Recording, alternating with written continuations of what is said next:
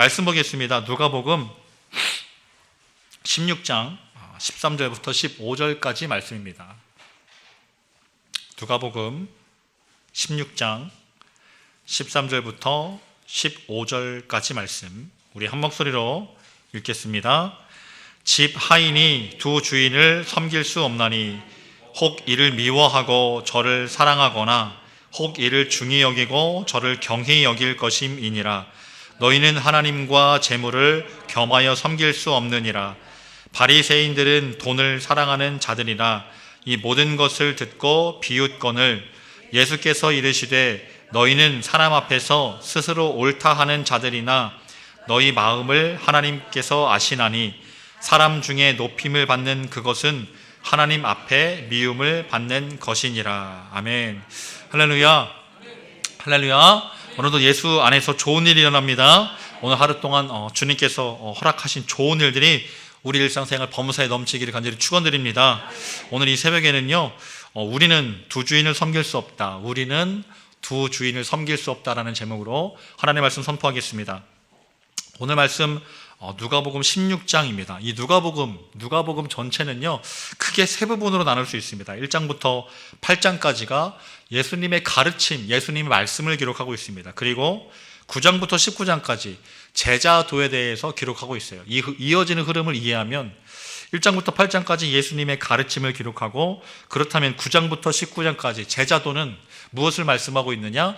예수님의 말씀대로 살아가는 방법, 예수님 말씀대로 살아가는 사람이 제자라는 것을 선포하고 있다라는 거예요. 그래서 이 제자들의 이야기를 구체적으로 설명하고 있습니다. 마지막 20장부터 24장까지는 예수님의 마지막 사역에 대해서 기록합니다. 제자들과 최후의 만찬을 나누시고 십자가에서 죽으시고 부활하시고 승천하시기까지, 그리고 명령하시기까지 기록하고 있다라는 거예요. 그래서 이 오늘 말씀 누가복음 16장은요, 누가복음의 두 번째 파트에 속해 있습니다. 제자도 파트에 속해 있습니다. 그래서 이 제자도의 시각으로 오늘 말씀을 보면 조금 더 쉽게 이해할 수가 있다라는 거예요. 16장에서는 특별히 두 가지 비유를 기록하고 있습니다. 두 가지 비유. 첫 번째가 불의한 청지기 비유입니다. 그리고 두 번째가 부자와 나사로지요. 불의한 청지기, 부자와 나사로. 이 두 비유의 공통점은 무엇입니까? 물질 이야기하고 있습니다. 물질 이야기, 돈 얘기하고 있다라는 거예요. 불의한 청지기, 이 주인의 재산을 맡은 청지기가 불의하게 그 재산에 대해서 행사를 했다, 주인의 돈을 함부로 했다라는 이야기입니다. 그리고 부자와 나사로, 이 부자가 돈이 많은 인물 아닙니까? 이 부자, 돈이 많은 인물 중심으로 기록을 하고 있습니다. 이 두 비유에서 동일하게 물질 이야기하고 있는데, 그 두 이야기의 중심에 오늘 우리가 함께 읽은 말씀 13절부터 15절이 마치 이 물질 이야기의 핵심처럼 누가복음 16장 중심에 딱 기록되어 있다라는 거예요. 한마디로 오늘 말씀을 정리하자면 재물과 하나님을 동시에 섬길 수 없다라고 말씀하고 있는 것입니다. 이 누가복음 16장에 굉장히 아주 중요한 핵심 문장인 것 같습니다. 재물과 하나님, 재물과 하나님.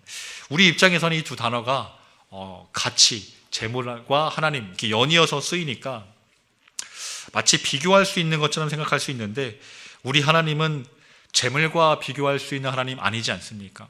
비교조차 할 수 없는 너무나도 크시고 좋으신 하나님이십니다. 이 하나님은 비교 대상이 없으신 하나님이에요. 천지 만물을 말씀으로 창조하시고 무에서 유를 창조하시는 하나님이시기 때문에 이 땅의 피조물로 지음받은 이 물질과 창조주 하나님을 비교하는 것은 논리적으로 말이 되지 않습니다. 그러므로 이 누가복음은 철저하게 하나님의 입장에서가 아니라 우리 사람의 입장에서, 우리는 늘 물질과 하나님을 비교하고 또 하나님과 다른 것을 비교하기 때문에 사람의 입장에서 우리가 이해하기 쉽도록 오늘 말씀 16장이 기록되어 있다는 것입니다. 이 사람을 너무나도 잘 아시는 하나님께서 우리 마음에 무엇이 있는지 잘 아시고, 제자의 마음에는 무엇이 있어야 되는지, 제자의 삶에는 재물이 주인이 되면 안 된다라고 말씀하고 있다라는 거예요. 사랑하는 여러분, 우리 마음에 하나님을 주인으로 모시고 사는 크신 은혜가 있기를 간절히 축원합니다. 우리 삶의 주인 되신 하나님 말씀에 순종해서 제자답게 살아가기를 간절히 축원합니다. 오늘 첫 번째입니다. 제자의 기준을 정하라 하는 것입니다. 오늘 첫 번째는 제자의 기준을 정하라. 이 누가복음은요, 제자들에게 하시는 말씀입니다. 특별히 16장 제자도에 대해서 기록하고 있다고 말씀드렸죠. 여러분, 그런데 제자가 어떤 사람들입니까? 오늘 말씀 16장에 근거하면, 특별히 이 누가복음 전체에 근거하면 제자는 어떤 사람인가 하면 부인하는 사람이에요. 부인하는 사람. 예수님이 아닌 것을 부인하고 예수님의 말씀이 아닌 것을 부인하고 분별해서 살아가는 사람이 제자라는 것입니다. 이 핵심되는 구절 한번 찾아보도록 할게요. 우리 누가복음 9장입니다. 누가복음 9장. 같이 누가복음 뒤로 조금 넘기면 있기 때문에 화면에 나오지 않습니다. 누가복음 9장 23절부터 25절까지.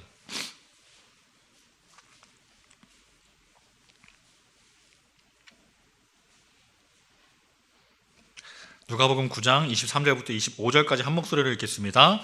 또 무리에게 이르시되 아무든지 나를 따라오려거든 자기를 부인하고 날마다 제 십자가를 지고 나를 따를 것이니라. 누구든지 제 목숨을 구원하고자 하면 잃을 것이요 누구든지 나를 위하여 제 목숨을 잃으면 구원하리라. 사람이 만일 온 천하를 얻고도 자기를 잃든지 빼앗기든지 하면 무엇이 유익하리요. 아멘. 23절 말씀 보니까 자기를 부인하고 먼저 부인하는 분별하는 이것에 대해서 말씀하고 있습니다. 아니라고 구분하는 거죠. 부인하는 것. 이것은 아니다. 이것이 제자의 첫 번째 할 일이라는 거예요. 제자는 부인하는 사람입니다. 그리고 제자의 두 번째 할 일은 무엇인가 하면 자기 목숨까지도 그 기준에서 놓는 거예요. 자기 목숨을 부인하고 버리는 것입니다. 이 보통의 사람들은 본능이라는 것이 있어서 굉장히 자기 방어적이고 자기 중심적입니다. 자기 방어적이고 자기 중심적이에요. 어쩔 수가 없습니다. 그래서 내가 가장 소중한 존재가 바로 사람입니다. 그런데 이 가장 소중한 것의 기준이 바뀐 사람이 바로 제자라는 거예요. 25절도 동일하게 기록하고 있죠. 우리는 본능에 따라서 세상에서 살아갑니다. 세상을 얻기 위해서 우리의 청춘까지 다 바쳐요. 세상을 무대로 내가 원하는 것을 얻기 위해서 살아가는 것이 우리 본능인데 그 본능을 부인해 나가는 것이 제자라고 말씀하고 있습니다. 자기를 부인하고 온 천하를 얻고도 자기를 잃으면 무엇이 유익하냐. 그래서 이 모든 중요한 것을 다 부인하는 것이 제자인데요. 오늘 말씀도 똑같이 말씀하고 있습니다. 누가복음 9장에서 이 제자는 부인한다라고 예수님께서 말씀하신 이후에 16장에서 제자와 제자 아닌 사람을 명확하게 구분짓고 있죠. 오늘 말씀 16장 14절 말씀 보니까 제자들이 예수님의 말씀을 듣고 반응이 어땠는가 보니까 비웃고 있었다라는 거예요. 비웃고 있었다. 세상에서는 돈이 제일 중요하죠. 이 세상에서 살아가려면 돈이 제일 중요하고 돈이 가장 필요합니다. 그렇지 않습니까? 저는 통장이 이렇게 비어가는 것을 보면서 굉장히 불안하고 때로는 절망하기도 하고 어려운 생각이 들기도 하고, 그런데 말씀 보니까 돈을 부인하라고 그러니까 사람의 본능을 거스르라고 말씀하시니까 이 바리새인들조차 비웃었다라는 거예요. 무슨 소리냐, 돈이 제일 중요하지, 돈이 제일 필요하지. 근데 맞죠. 제자 아닌 사람은요 비웃을 수밖에 없어요. 사람이 본능대로 살아야 된다, 순리대로 살아야 된다, 거스르면 안 된다라고 그런 말들이 있지 않습니까? 이런 순리를 거스르는 것을 굉장히 부자연스럽다고 생각하고 또 그것을 역행한다라고 합니다. 이 대표적으로 이 시대를 역행한 사람 한 사람이 있죠. 단신가를 부른 정몽주 사람이 있습니다. 정몽주라는 사람. 이런들 어떠하리 저런들 어떠하리, 만수산 드렁치기 얼거진들 어떠하리. 이 이방원이 이렇게 하여가를 부르면서 이렇게 세상이 변했다라고 정몽주를 유혹하는데 정몽주가 이렇게 답하죠. 이 몸이 죽고 죽어 100번 고쳐 죽어 이명한 일편단심이야 가실 줄이 있으랴. 이 정치하는 이 선비가 이렇게 시대를 역행하고 변하지 않는 그 마음을 지키고 자기를 부인하고 있습니다. 그런데 이 주님을 임금으로 모신 우리 그리스도인들이 우리 마음을 지키지 못하고 두 주인을 섬기고 있다라는 거예요. 부인하지 못하고 두 주인을 섬기고 있다라는 거예요. 예수님의 제자라고 하는 우리가 정몽주처럼 죽지 못하고 이방원처럼 살아간다라는 것입니다. 이런들 어떠하리 저런들 어떠하리. 교과서에 나온 내용을 그 예를 들어 설명한 겁니다. 그러므로 오늘 말씀 통해서 우리에게 도전하는 것이 무엇인가 하면요, 두 주인을 섬길 수 없다라는 거예요. 두 주인을 섬길 수 없다. 주님을 향한 단심을 가지라는 것. 이것이 오늘 우리 말씀이 우리에게 도전하는 것 아니겠습니까? 한 가지 더 예를 들어서 여러분 스팸 전화, 스팸 문자, 가짜 뉴스 많이 오지 않습니까? 어제도 계속해서 전화가 왔는데 제 전화번호를 이렇게 잘 아는가 봐요. 다들 이렇게 알고 있어서 전화를 자주 주십니다. 스팸 문자도 자주 와요. 이렇게 특히 이런 거 많이 옵니다. 외롭지 않으세요? 뭐 이런 거. 네, 어떻게 제 마음을 어떻게 이렇게 잘 알고 외롭고 힘든 걸 이렇게 잘 알고 위로의 문자를 자꾸 보내주시고 가짜 뉴스도 많이 옵니다. 제가 방금 말씀드린 것처럼 진짜가 아닌 것, 이거 진짜 아니죠. 진짜 제 마음을 위로하는 거 아니죠. 중요한 건 아닌 것을 우리는 스팸이라고 합니다. 스팸은 어떻게 됩니까? 차단해 버려야 돼요. 차단하고 안 받아야 됩니다. 가짜 뉴스도 아예 보지를 않아야 속지 않을 수 있어요. 스팸을 차단해야 보이스 피싱도 당하지 않을 수 있습니다. 진짜 받아야 하는 전화가 있는데 스팸에 속으면 놓치게 되죠. 그래서 우리는 스팸을 차단하고 가짜를 다 차단해야 됩니다. 부인해야 돼요. 우리 신앙생활은요, 차단하는 것입니다. 그런데 가만히 생각해 보면 우리 신앙생활이 정말로 무분별하게 스팸 차단 없이 무작정 하는 경우가 있어요. 그런데 그런 거 아니고 먼저 아닌 것들을 부인해야 된다라는 거예요. 제자는 아닌 것들을 아니라고 말하고 부인해야 된다라고 스팸을 차단해야 된다고 말씀하는 것입니다. 우리의 신앙을 방해하는 것들, 자꾸만 주인이 아닌데 주인 행세하는 것들, 이런 것들을 부인하고 스팸을 차단하고 한 분 한 분 우리 이곳에 모인 우리 모두가 다 주님을 주인으로 모시고 제자답게 사는 은혜가 있기를 간절히 축원합니다. 오늘의 두 번째는요, 하나님이 우리 마음을 알아주신다라는 것입니다. 하나님이 우리 마음을 알아주신다. 이 마태복음 6장 21절에서 이렇게 기록합니다. 내 보물이 있는 곳에 내 마음도 있느니라. 보물이 있는 곳에 마음이 있다 말씀하고 있습니다. 사랑하는 여러분, 여러분에게는 보물이 무엇입니까? 여러분에게 있는 보물, 가장 귀한 것, 이렇게 질문을 드렸을 때 예수님이요 라고 이렇게 딱 부러지게 말할 수 있는 사람 아마 몇 되지 않을 거예요. 왜냐하면 살다 보니까 중요하고 또 필요한 것들이 너무나 많기 때문입니다.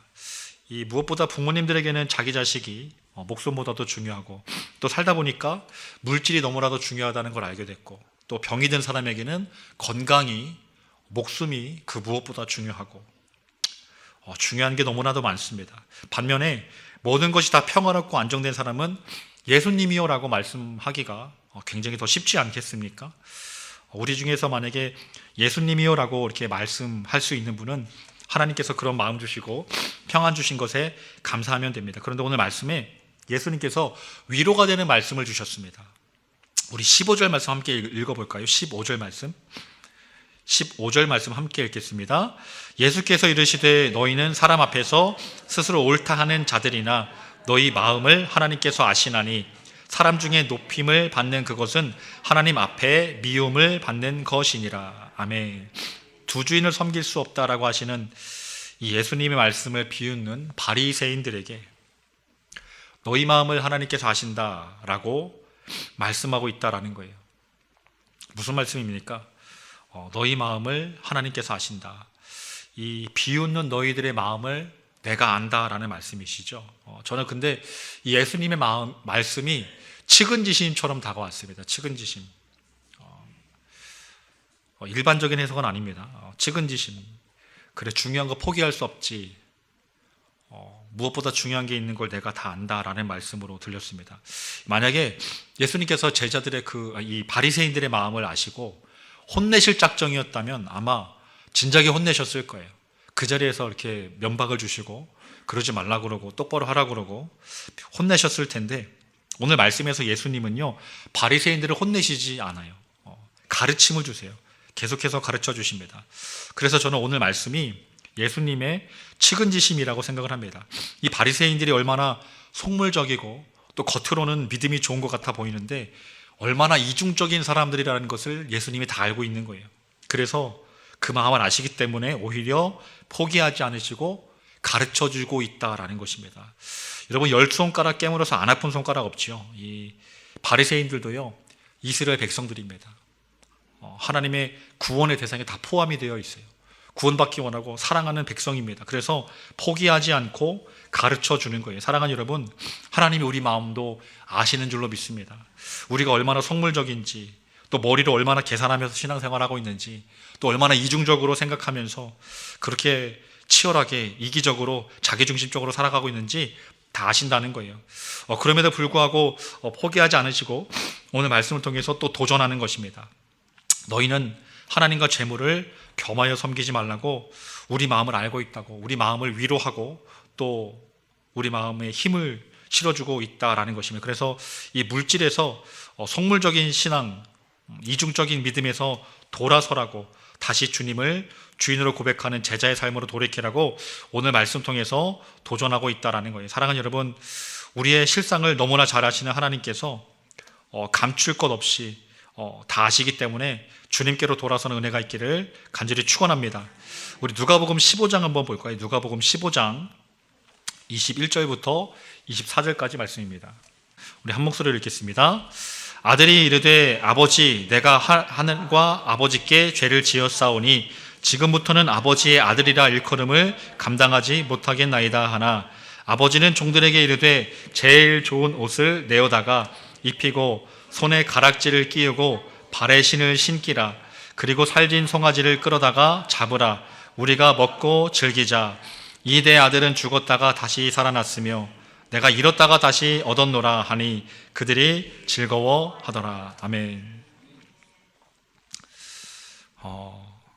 이 누가복음 15장의 탕자 이야기입니다. 이 아버지의 재산을 다 탕진하고 돌아오는 둘째 아들을 아무런 조건 없이 받아주고 있는 이야기입니다. 이해하시고 또 그래서 안아주시고 또 얼마나 힘들지 그 아들을 알기 때문에 회복시켜 주시는 이야기가 방금 우리가 읽은 이야기죠. 바로 우리를 향한 이야기라는 거예요. 우리를 향한 이야기. 우리는 다 탕자입니다.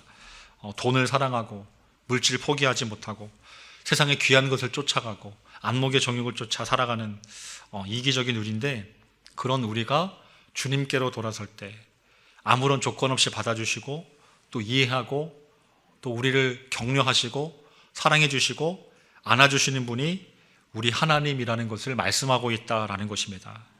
여러분, 제자는요, 두 주인을 섬길 수 없습니다.